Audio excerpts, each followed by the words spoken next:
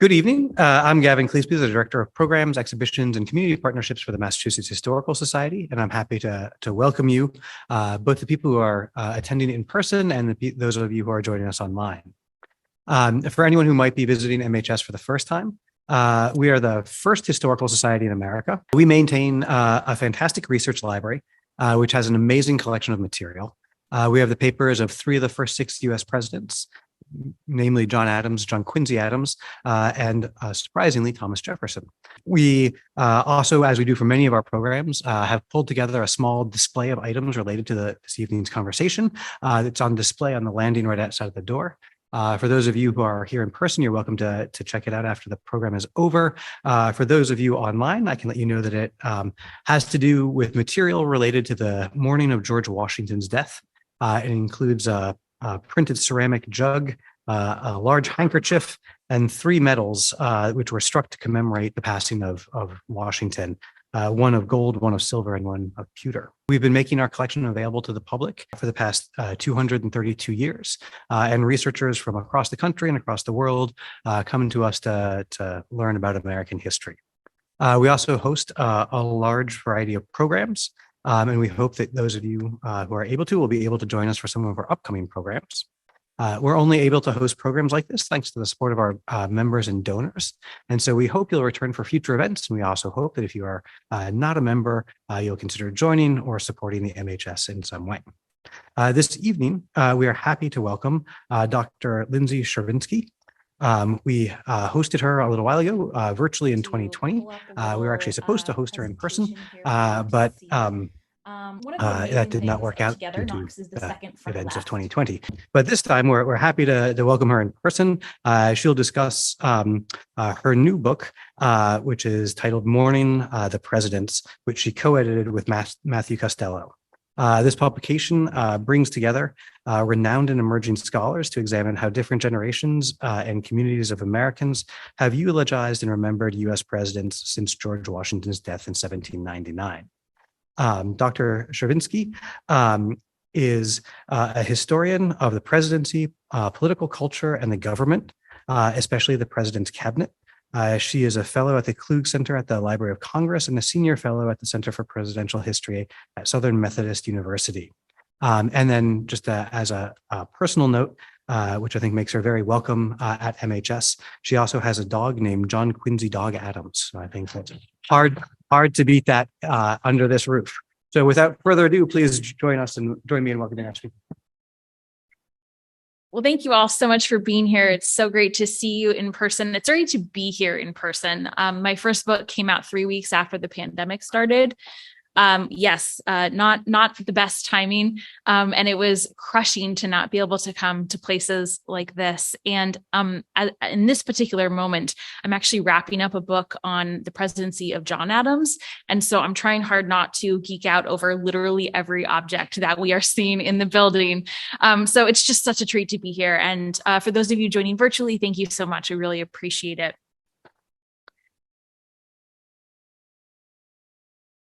So Matthew and I started thinking about this project in late 2018 when President George H.W. Bush passed away. And we noticed as the ceremonies were broadcast and as all of these different Americans were mourning the president and writing about the president and talking about the president, that they emphasized his kindness, his decency, his humility, the stability that he brought to the world stage. And while I think a lot of those qualities were true, at least based on what I've heard from people who knew him personally, it struck us that that was almost more of a reflection of where we were at that particular moment as a nation. People were choosing to emphasize a political culture that they felt was lost, and they were trying to remember a time when politics was a little bit nicer, when people could talk to each other on both sides of the aisle.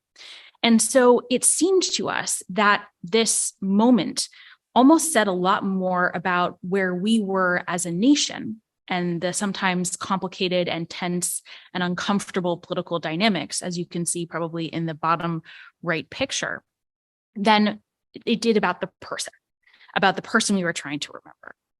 And we started to wonder, was that a unique situation with Bush 41? Or was that something that happened time and time again in American history? And so we decided to try and figure it out, to try and answer that question by putting together a volume. And although there has been phenomenal scholarship on presidents and their legacy in the mourning process about particular individuals, there had never been a book that really covered the scope of American history from Washington to Bush 41, or at least this one element of the scope of American history.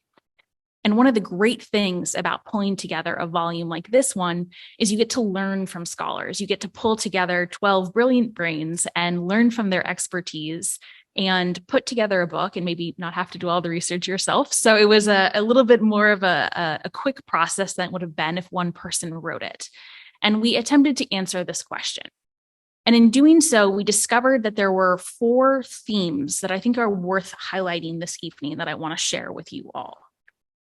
And I should also say to start, yes, indeed, this is a universal experience. It is not unique to Bush 41, and I will show you why.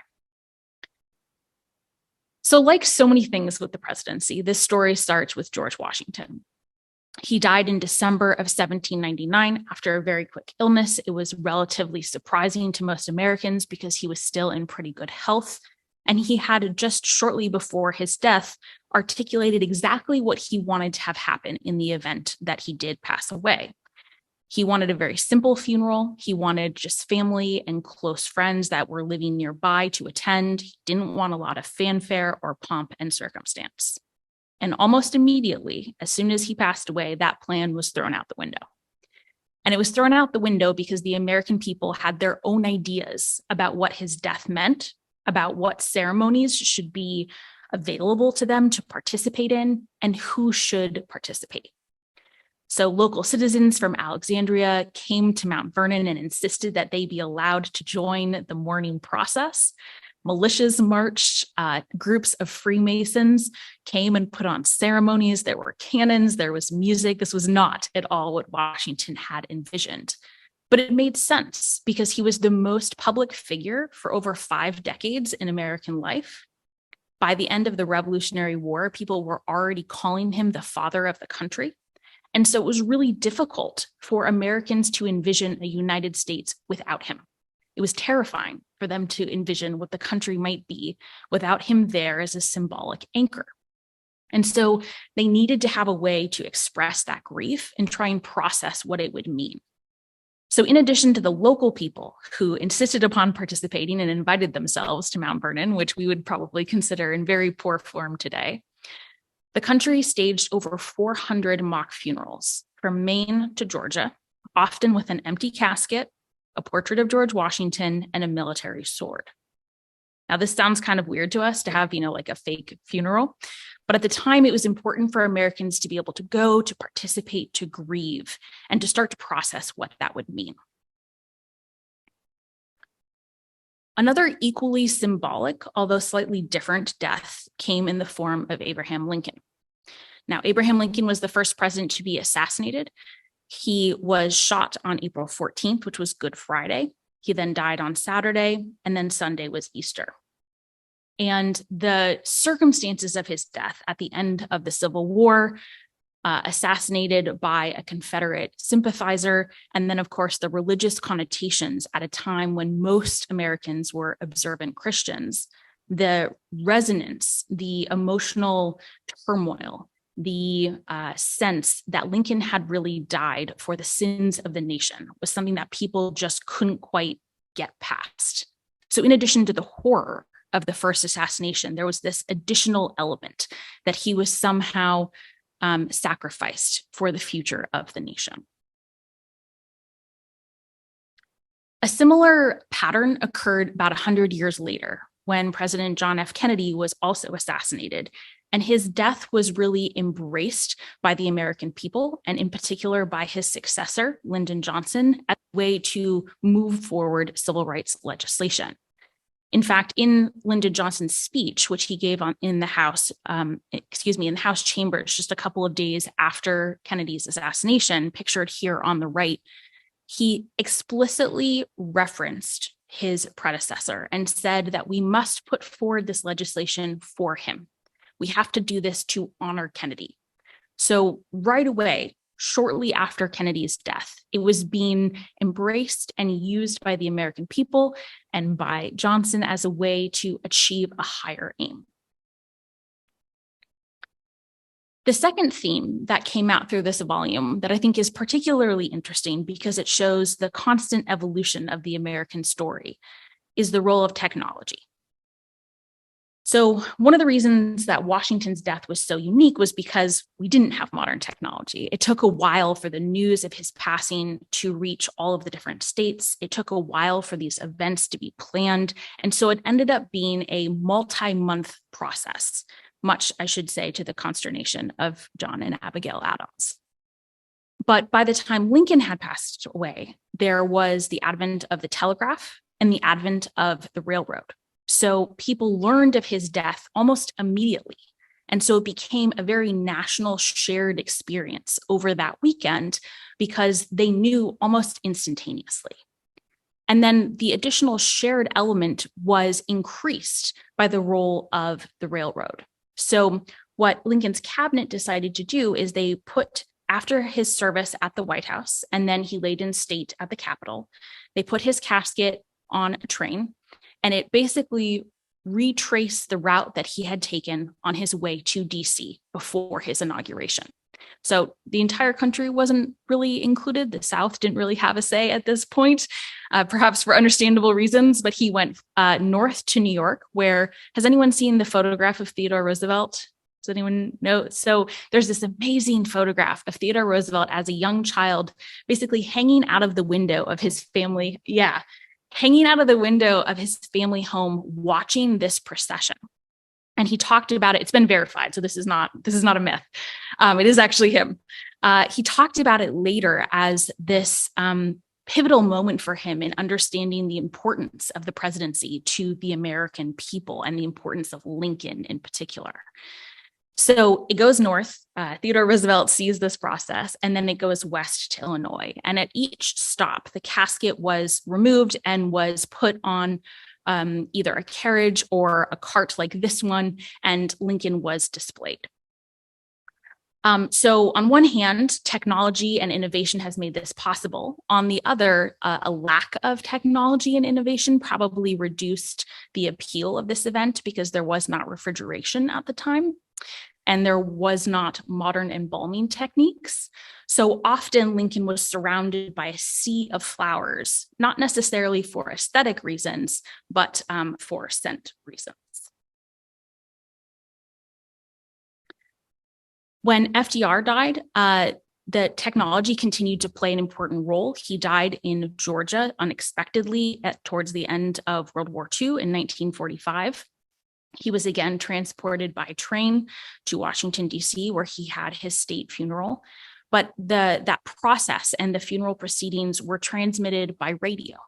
So for the first time, people across the country could hear and listen and participate in the funeral process, even if they couldn't travel to participate. So it made it, again, a national experience.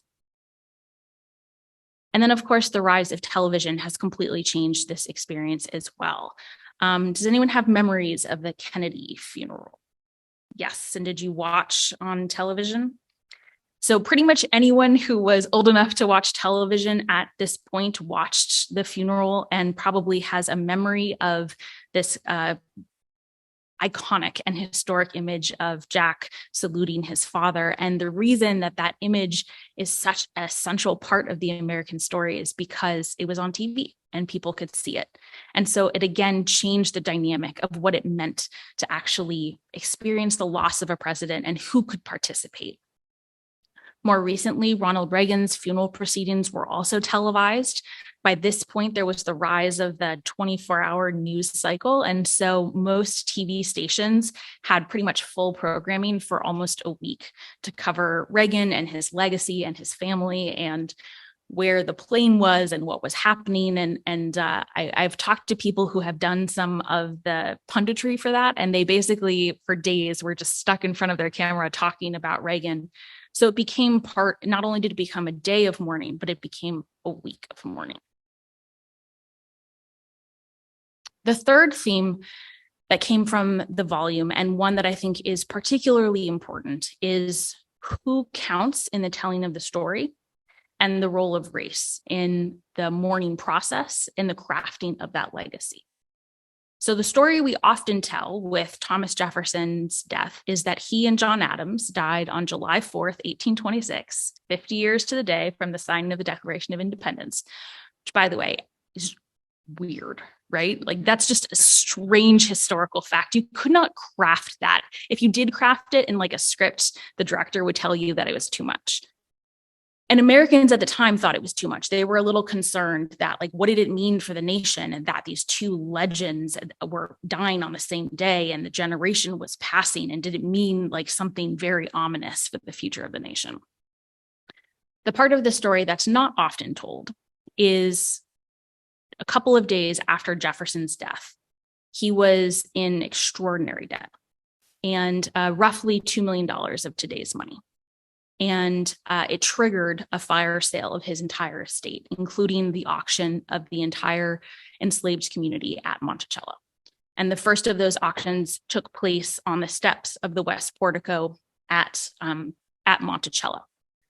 So when people talked about Jefferson's funeral, they often talk about the unveiling of his gravestone, which is pictured on the left, the three things that he wanted to be remembered for, which were the primary author of the Declaration of Independence, the founder of the University of Virginia, and the author of the Virginia Declaration of Religious Liberties.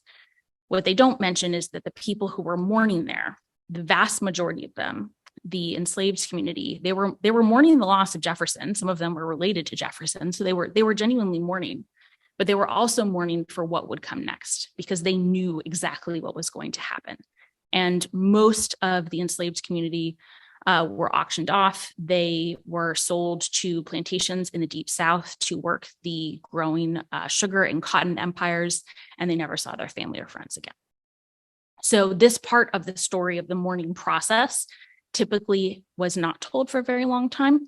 And the chapter that we have on Thomas Jefferson was written by Andrew Davenport. He is the public historian at Monticello, and he is also a descendant of Jefferson through the Hemmings line. So this chapter is essential to the story and is a really wonderful contribution. Race played a really essential role in the telling of the Kennedy story as well. And Sharon Conrad, who was the author of this chapter, does a phenomenal job of exploring the role of Kennedy and the imagination behind Kennedy in the Black community. And in particular, there was a sense that Kennedy was killed because he had made such important speeches and symbolic stances on civil rights. Now, the investigations behind Lee Harvey Oswald's motivations didn't necessarily turn this up, but there was this complete held sense that this was part of the story. It was an essential part of the story. And again, that Kennedy had sort of died for the sins of the nation to move things forward. And I think part of that was definitely embraced by Johnson. And he took that image, he took that concept, and he pushed it forward.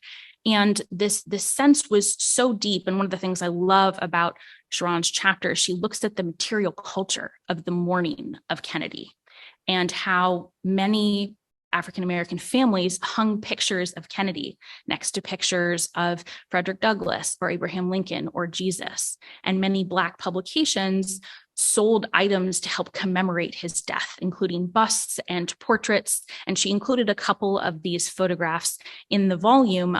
They're great archival pieces from publications around the time. The third theme that I think is really worth emphasizing is the role of family in the mourning process and the initial crafting of legacy. And Theodore Roosevelt is a great place to start with this, because by the time Theodore Roosevelt died, he was a relatively young man, actually. He lived like 10 lives in one life, so we kind of forget that he died in his early 60s. And he was survived by his wife and children, and they remained at Sagamore Hill. So the place that maybe would be most associated with his memory was still in private hands and was not available for public mourning. And yet his birthplace had been destroyed. That was in New York City at this point. And he had spent time in North Dakota. He had spent time in Africa. He had spent time in DC. So there wasn't necessarily one spot like a Mount Vernon or a Monticello that people associated with him. And so his family and his sort of supporters and people that had loved Roosevelt raised funds to basically recreate his birthplace. They bought the townhouse right next to it and turned it into a museum. And this process is actually still ongoing. They're currently working on a presidential library in North Dakota to try and have a center to study and better understand Roosevelt and his legacy. But that process would not have happened if the family wasn't involved. Perhaps no funeral is more associated with the first family than the Kennedy funeral. We've talked, of course, about the famous picture of Jack saluting, but I think this picture is almost equally iconic. Kennedy's death, of course, was a surprise. And today, now all presidents have to have a plan for what they want to have happen if they die either in office or afterwards. In fact, they continue to update that plan like practically monthly, which some presidents find that very funny and some don't like that very much, depending on their sense of humor. So there was no plan. So the First Lady, Jacqueline Kennedy, basically said, I want to recreate Lincoln's funeral. That seems most appropriate. So it was 3 days, just like Lincoln's. She used the same kafta, which was the stand which the coffin was on.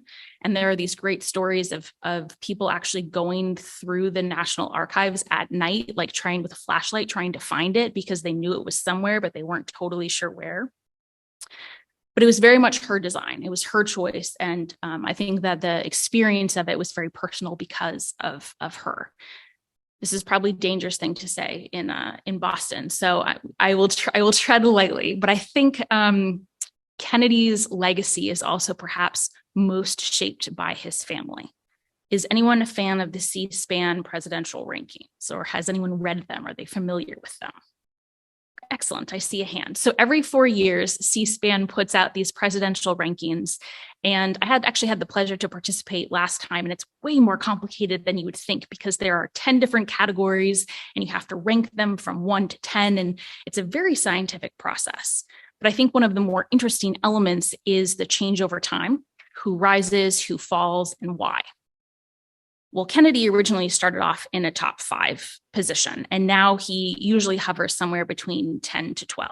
And I think the reason he hovered in that top 5 is because the Kennedy family was such a central part of American political life. They were so essential to keeping his legacy alive, the concept of Camelot alive. And as people who have experienced Kennedy or experienced his death, maybe that generation starts to step away or pass away, and younger generations that don't remember that come to light, maybe they're analyzing it a little bit more objectively. I say very with trepidation, given that I'm in Boston and I would like to come back. But so I think that, family is essential to our understanding of presidential legacy and cannot be separated. And then lastly, in the family trend, the chapter I was most surprised by was the Reagan chapter, and that was written by Chester Patch. And the reason I was so surprised is because everyone knows the ending. Everyone saw the ending coming while they were living it. Reagan had Alzheimer's. He had sort of said goodbye in his own way long before his death.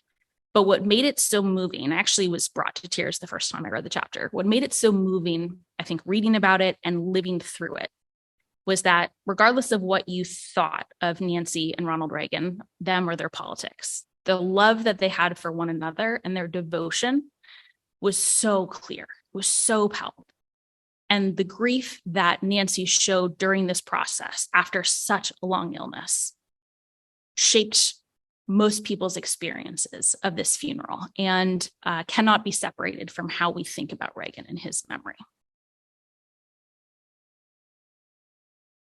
So this picture is from the final stages of the Bush 41 funeral process. After FDR, trains kind of phased out of the funeral experience because the rise of airplanes and Air Force One were obviously faster and easier to transport people and their families. But as I mentioned, those meetings where people were you have to regularly come up with your plan.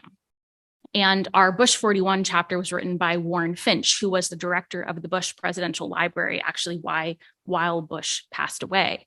So he had had several meetings with the former president leading up to this process, and they had talked about the possibility of this special locomotive carrying him the last leg. And apparently Bush loved trains, and he thought this was a great idea. So he didn't mind these meetings because he actually kind of thought it was funny and had a dark sense of humor and make jokes about it.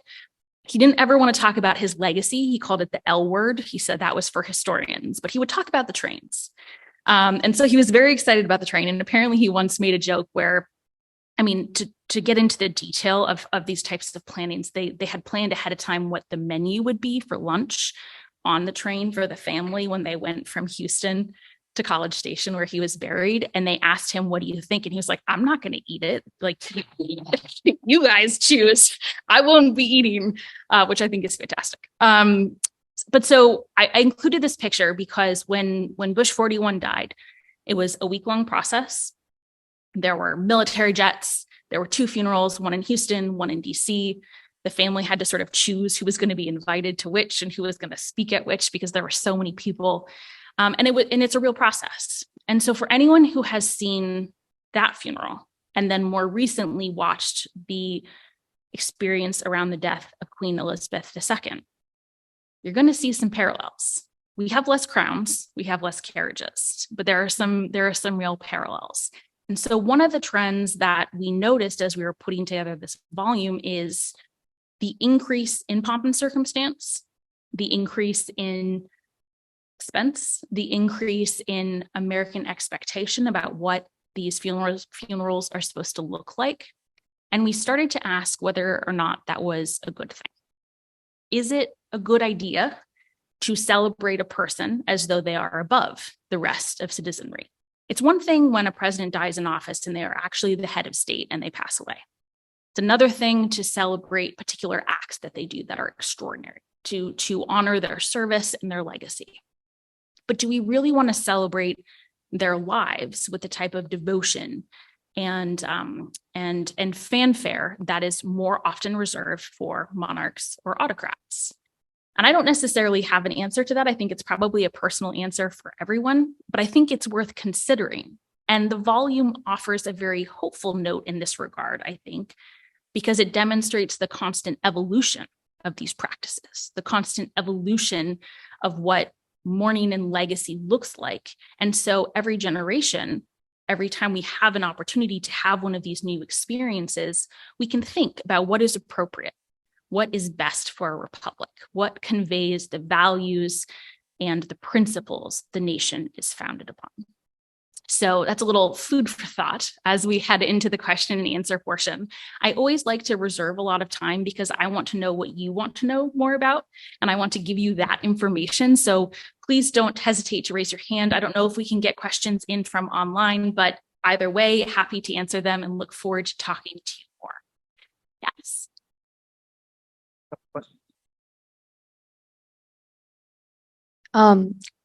I was just wondering, did you have any criteria in determining who you wanted to include in this book? I noticed you included a handful of them, but obviously not a lot, like Taft and some of the lesser known presidents, Calvin Coolidge. So that was my question. It's a great question. And it became actually a little bit like a game of Tetris because we knew we had to have some big ones. You can't have a volume on this and not have Lincoln and Kennedy, right? So it would be weird. But we wanted to have some that were lesser known. So we have Herbert Hoover, we have Zachary Taylor. We also, Matthew and I are both trained as 18th and early 19th century historians, and we were determined to remind people that there are indeed other centuries before the 20th. So I don't have to say that to this audience, but sometimes historians forget that history did not start in 1900. So we wanted to have chronological balance as well. We wanted to have a good representation of 19th and 20th century. And then we also, from a practitioner standpoint, we wanted to make sure we represented the different ways of doing history. So we had people that work at presidential libraries. We have archivists, we have public historians, we have tenured professors, we have graduate students, and that was really important. And then the last piece was making sure there were those different perspectives. So we wanted to make sure writing included things on race and gender and material culture. And fitting all that together definitely required some finagling. I wish we could have included more chapters. I was saying earlier, when we put this volume together, I was in the page proof study of my first book, and Matthew asked me if I wanted to write a chapter, and I said, no, I never want to write again, which obviously did not hold. But if we were doing it today, I would definitely write a chapter on John Quincy Adams. So, maybe there will be volume 2 or additional online editions. Yes. I have 2 questions, if that's okay. One is that you had identified 4 themes. Is there any funeral that you would consider to be a variant? And the second question is, in general, is there a pattern differentiation between presidents who died in office versus those who died afterward? Great questions. So the first variant that comes to mind is Nixon. So generally in the second half of the 20th century, when presidents die, they have a pretty significant ceremony. Even if it's not a full state funeral, there's a lot of recognition. There was a little bit for Nixon, but it was much more modest. And I think that was an intentional choice by him and his family, recognizing that despite his very best efforts to sort of rehabilitate his image post-presidency, it hadn't really worked as well as he would have liked. In terms of the in office versus out of office, I think there's less difference there and more of a difference in terms of when they died. So Zachary Taylor died in office, but hadn't been in office for very long. He died in the middle of a really terrible sectional crisis where the North and the South were fighting over what to do with the new lands that had been acquired during the Mexican-American War and whether to make them slavery or free territories. And he had done nothing to help with that crisis. His presidency had been decidedly meh. And so when he died, people basically decided to forget that he had been president and just celebrate his war service because it was a better story. It was something that everyone could get behind and everyone could sort of celebrate, whereas the presidency had been so decidedly average. So I think that's an example of, even though he was in office, it was more, I think the century makes a bigger difference than the status. Okay, I'm glad you brought the things up at the beginning and the end, because you talked about the way in which funerals reflect back on us as peoples, and also then at the end you kind of reflected on the democracy of funerals. You know, the idea of lying in state and everyone pays homage. It's like everyone can see this person, so it's very democratic, but it really isn't. And so what that sort of made me think of was the way people look at funerals when they're happening, or look at memorials when they're happening and afterwards. And there's 2 examples I have in mind, and I'm glad you brought up the Queen because it makes this relevant. And one thing I noticed during the Queen's funeral was, during the lying in state, again, there was this kind of democratic, not democratic thing, because there were reflections on people jumping the queue or the line, and celebrities jumping the line because they could, and everyone's very down on this and so on and so forth. And so people were reflecting at the time of the funeral on the rituals and how that worked. And I wondered if there's a kind of sense of reflection in America as well. And the sort of biggest one is going back, of course, to Diana. And it was a weird thing during that week in 1997 where a lot of people were saying privately, this is mad.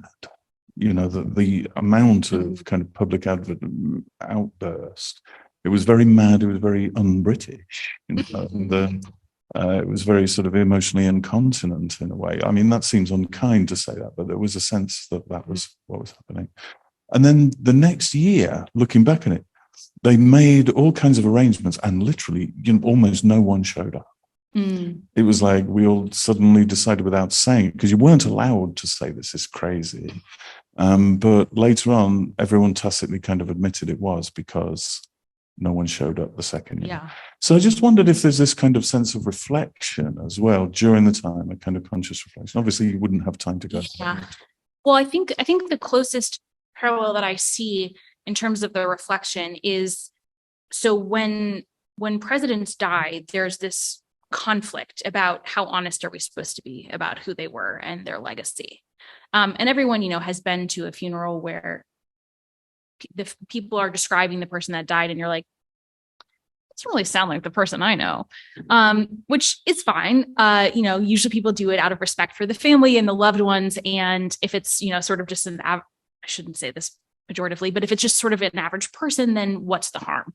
But with presidents, there is that complication because they're such dominant figures in our history books and in our national story, and have such enormous power. And so there is this tension between when is the right moment to start criticizing and to be honest, and when do we need to give respect and space to the loved ones. And I think that might be the wrong way to look at it. I think the right way to look at it, and if we can improve this in our civics education, then that would be great. There's a lot of things we need to improve in our civics education, but we'll add this to the list, which is the difference between mourning and a more analytical legacy. So mourning is what happens right away. It's a very emotional process. It's very heated. It isn't particularly objective. It's colored by the person that we knew and what has just happened. And legacy, historical legacy, should take a really long time to craft. Documents need to be declassified. The tensions and the heat of the emotional moment need to recede. We have to get some distance from the events to be able to see what the implications of that person's time in office actually were and what the impact was. And so I think that process should take time. It should go through several evolutions because new generations ask different questions and look at things in a different way. So we have to be able to distinguish between the stuff that comes out right after and the stuff that is written over time. And I think if we can do that, we'll feel a little bit more comfortable, or maybe I'll feel more comfortable with some of the fanfare if we can then have a more objective analytical approach later. So we have some questions online. Greg Excellent. asks, can you talk about the funerals of Pierce and Coolidge? No. So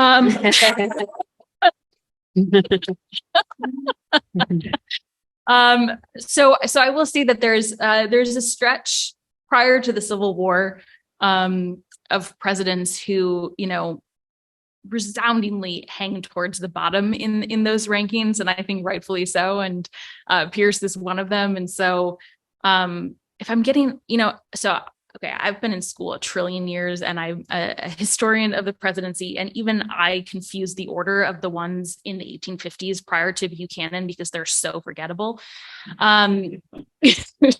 So no, I can't really talk about Pierce or Coolidge. I'm very sorry. I was going to try, but it's better to say I don't know, and I would love to learn more than to try and pull one over on you. Elizabeth asks, what is the most unusual practice you came across in your research?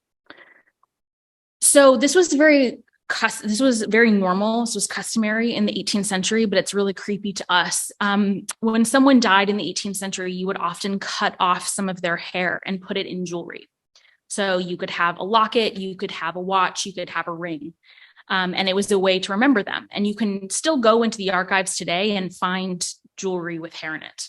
Which is how they're able to do, I don't know if anyone read the article about the Beethoven DNA test that they did. It's because this was part of the mourning practice. So after Washington died, all of these people wrote to Martha Washington and said, can I have some of his hair?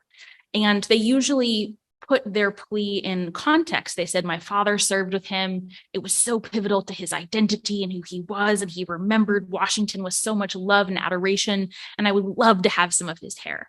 And the weirder part is that she sent it to them. So she sends these packets of hair all over the country, which was very much appreciated by the people who received them. I personally would not want to receive such packages. Elizabeth is also curious, who pays for the funerals, and is there a budget, or is the sky the limit? Excellent question. So there are two different costs that have to be kept in mind. So there's the cost of what actually happens, and then there are the sunk costs, or the lost wages, or the lost productivity, which really can't be separated. So the taxpayers pay for state funerals. They pay for the use of Air Force One. They pay for the use of military jets. The family will sometimes pay for some of the more private elements of if they have a private service or a family service, or things at their home, but most of it is borne by taxpayers. some estimates for Bush 41's funeral, if you include the amount that was paid for the funeral and then the lost wages, because of course it was a federal holiday, and the lost productivity, estimated it at $500 million. Anonymous question. Do you think Jimmy Carter will have a funeral in DC or just in his hometown and home church? This is an excellent question. The answer is I don't know. They haven't announced plans yet. I've heard rumors that there will be some state funeral element in Washington, D.C., as the previous several presidents have done. He will be buried at his home. He will not, from what I have read, he will not be buried at the presidential library, which is a departure from the past couple of presidents.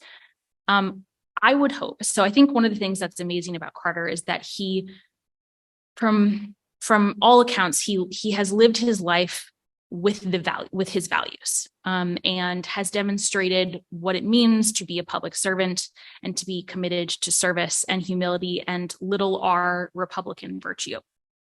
It would be, I think, a final act of service to have a funeral that also embodied those values. And so that's what I hope that he does. I don't know that he will. I obviously have no say in the planning of this, but that would be my hope. Thank you so much for this and for the sweep of history that you're offering in this book through thinking about presidents' legacies. Can you comment on the role of gender across the centuries, whether it's how first ladies are involved in the planning and or the role of women mourners and or the visions of masculinity that are put forth in these presidential legacies? It's a lot of material you gave me to choose from. Women are central to this process. More often than not, first ladies seem to outlive their husbands. It's pretty common that especially in their earlier periods of history, if a woman got through her childbearing years, she typically did outlive her husband. And that sort of still holds true with numbers today. And so the first ladies are, of course, with one exception that I know of, which is Mary Lincoln, are generally the first person that has a say in what happens. Of course, Martha's wishes were not particularly taken into account, and Mary Lincoln was not consulted by Lincoln's cabinet, partly because she was very emotional at the process and partly because they didn't really like her. So women are central to the shaping of this, especially the first ladies. Women are central to the visual impact of the mourning practices. So starting in the 18th century, there was a whole mourning etiquette in terms of how you dressed. Men typically wore full black initially and then wore black armbands to convey that they were in mourning. Women wore black and white. White was actually considered a mourning color for a while, or would have white dresses with big black sashes.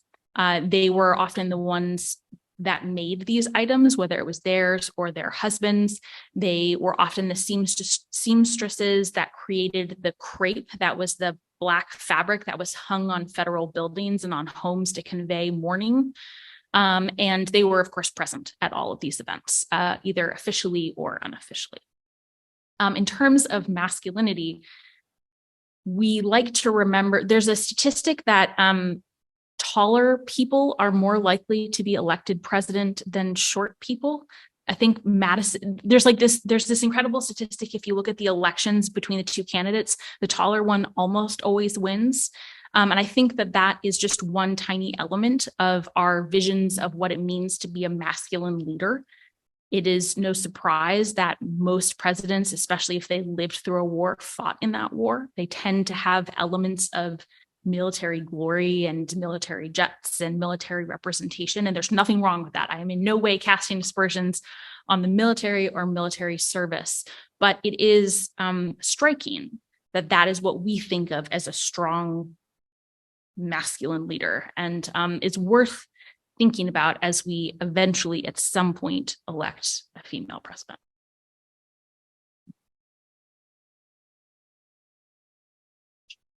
Just following up on that very interesting question, possibly the most traditionally masculine president was Andrew Jackson.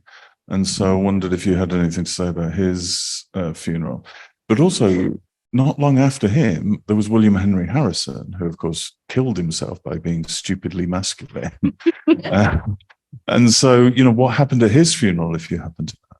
Sure. So there is a great Jackson chapter written by Todd Estes, and he explores the role of party and partisan identity in the memory of Jackson. And Jackson was such a polarizing figure that even people that adored him had to kind of acknowledge that he had played this central role in the rise of the modern two-party system and the rise of partisan tensions, which I think is really fascinating.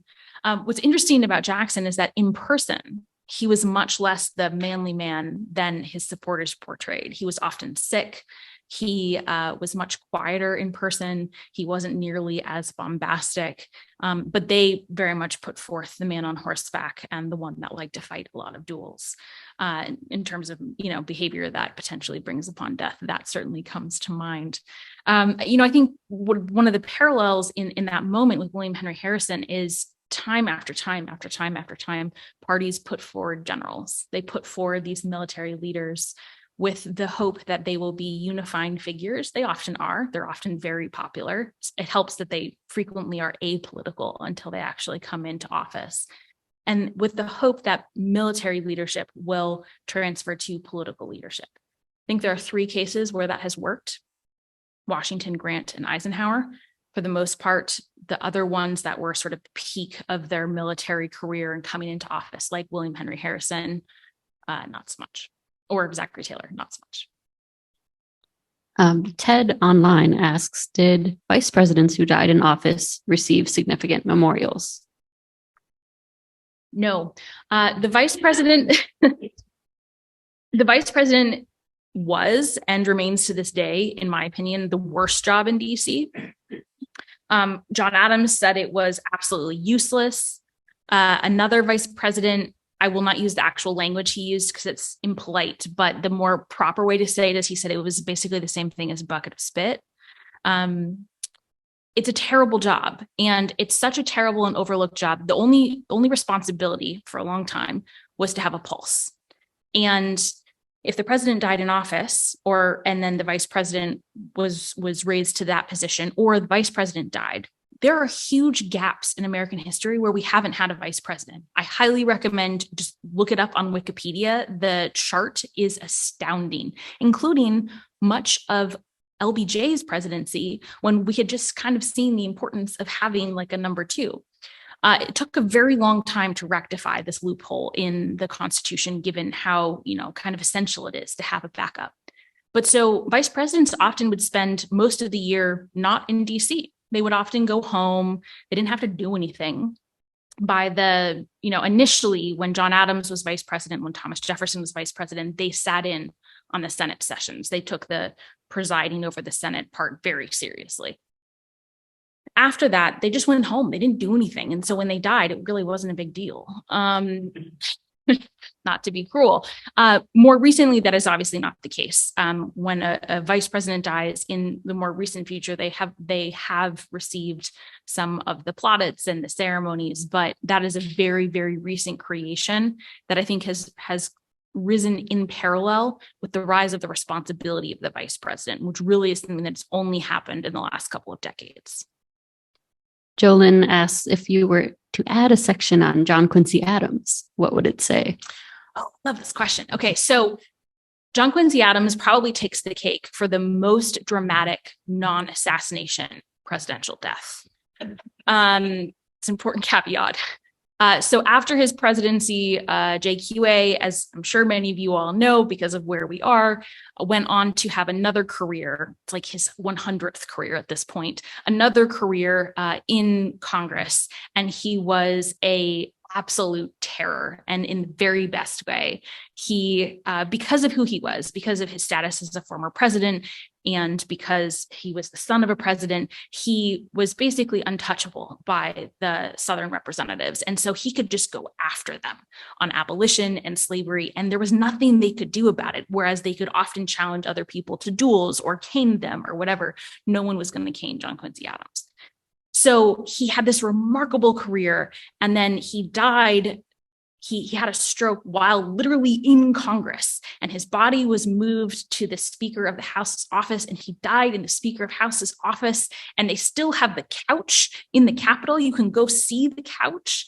And so I think that in terms of like that story alone is unbelievable and has to be told, but that his efforts to never give up, to continue to serve, and in doing so completely, I think, rewrote his legacy, are extraordinary. And that story obviously needs to be told more.